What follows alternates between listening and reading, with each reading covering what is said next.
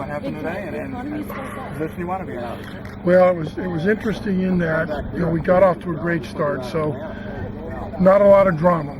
The drama really started evolving with Brandon and Max and how that was going to evolve. But I think my emotions relate probably back more to when we won in 2004. I know we're going into match play and all that, but being the medalist here, having Max become an NCAA champion, it really doesn't get much better than that in this game. And I don't know what's going to happen the next 3 days. Match plays a single day. Anybody can get hot, anybody can cool off, but what I do know is this is one of the greatest teams that's ever played college golf, and win, lose, or draw, I am so proud of these guys, and they're very deserving in every respect. They've worked so hard, and they've been very coachable, and they've been so much fun to have. I just couldn't be more proud of the group. It's just pretty overwhelming in all honesty, and I know that emotion can only last for a while because we got to regroup for tomorrow. But right now we're going to enjoy this for at least a couple hours, and then we'll get back to work. Can you speak to what Max accomplished and what he achieved? Well, when Max and Weave and Brandon came in, and I think maybe you guys know this story, but I told Walter when we saw them on the range, I told Walter, I said, these guys are going to get us back to the NCAA championship, and put us in a position to win. And Walter said, Coach, you really think so? I said, Walter, if these guys are as coachable as I think, if they do what they need to do, you can take it to the bank. Now, Walter will confirm that. Max's work, they've all worked so hard. We wouldn't be here, we wouldn't have had the season we've had without these guys working day and night. I mean, just incredibly hard. And Max has been the leader of this team ever since his buddy Eric Mina left 2 years ago. Max stepped into that spot, and he's been a warrior. He's been a leader right from the start. And I mean, it couldn't happen to a nicer guy. I mean, Max has had some issues with, being really hard on himself. But there are those times when he settles in and he understands how the game is played, and then he's as good as anybody, if not the best player in the country. And you've seen that for the last month. I mean, you win a Pac-12 championship. You win an NCAA championship. You finished 10th or 11th at regional. You finished second at Pasatiempo. You played a range of golf courses, short, tight, great greens, monstrous golf courses. You've won on everything.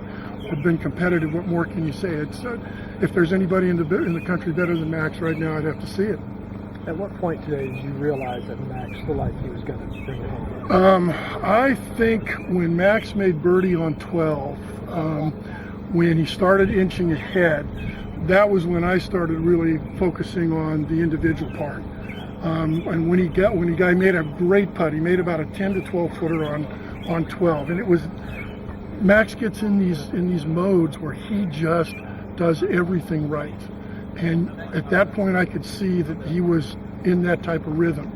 And he had a great looking shot on 13, came up a little short, was on the fringe, got up and down, hit it to 15 feet on 14.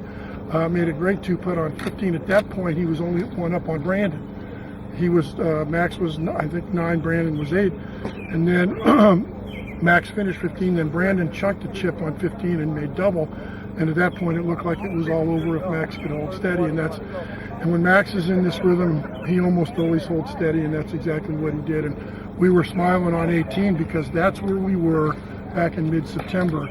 And Max was in the fairway. We were laughing about the yardage. It was 165 back then. And I said to Max, we're going to need another shot here.